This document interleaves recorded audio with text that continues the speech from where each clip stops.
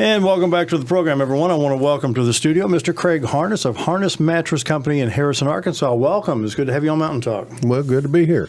Well, tell us a little bit. Jerry was telling me before he came in the studio, you have custom-built mattresses available direct to the public. I'm going to back off the mic and let you tell folks about this.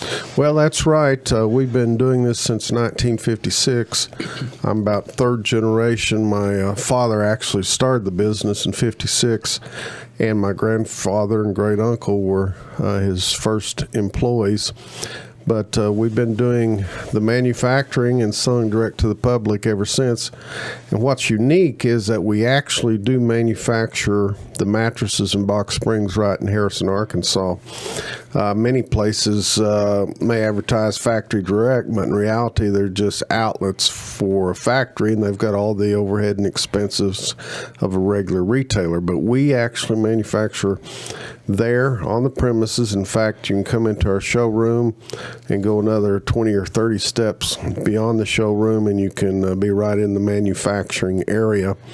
We make all the conventional sizes, anything from twin size to king size, so that would include twin, full, queen, and king. But we also do some unusual dimensions on requests, such as twin extra long, full size extra long, California kings, short queens, which you see in RVs a lot nowadays. But even in addition to that, we do a lot of work for like antique beds or special project beds. And we've got even a pretty good following with regard to sleeper bunks in 18-wheelers, so we do truck mattresses also.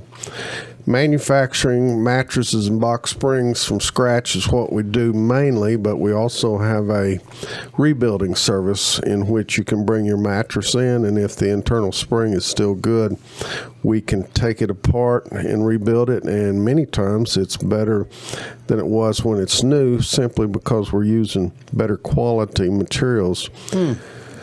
One of the, the Achilles heels with mattress manufacturing is the foam rubber. Nowadays, foam is one of the primary padding components used in mattresses.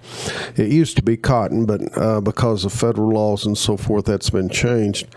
But many people do not realize that foam comes in all varieties and different grades and so forth. And normally, when we see a mattress broken down, it's not the internal spring like so many people think, but it's rather low quality padding in the foam rubber. Particularly, I would say perhaps of every 100 mattresses that we see that need remanufactured, the problem probably 85% of the time is the padding, and especially the foam rubber. Rarely is it the internal spring that's broken.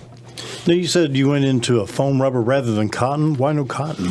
Well, many years ago, the federal government came out with what we called in the industry, we called it the cigarette flammability laws. But in essence, it was that you had to use materials that if someone was smoking in bed and dropped a cigarette on the bed, it wouldn't flame.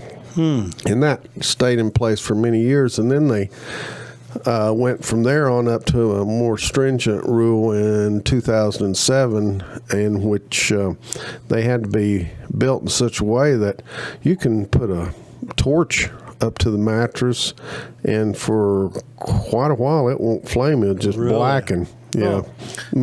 Go ahead. Craig, you said refurbishing your mattress. I hadn't even thought of this. It's such a disposable society now. Yeah. But, I mean, people have those old springs. I mean, is that the way to go there? Yeah, about the only thing that goes wrong with a spring, occasionally they'll break, but more often than not, when they do break down, it's just metal fatigue and they're getting softer. But even a low-grade, cheap mattress, internal spring is usually still pretty good. Metal fatigue does not really set in, and this is from experience, and it would vary, but 20 years, I'd say if your mattress is 20, 25 years old, it might need looked at closely to make sure metal fatigue wasn't a factor. But if it's younger than that, it's almost always the padding that is given up, not the spring itself. And that's something you You really can't judge when you buy a mattress unless the salesperson actually knows more about it than most. You know, it looks good, it feels good, you take it home, it sleeps well for a year or two, and then in third, fourth, fifth year you start noticing problems. Well, then usually it's too late anyway, but it's because the padding is breaking.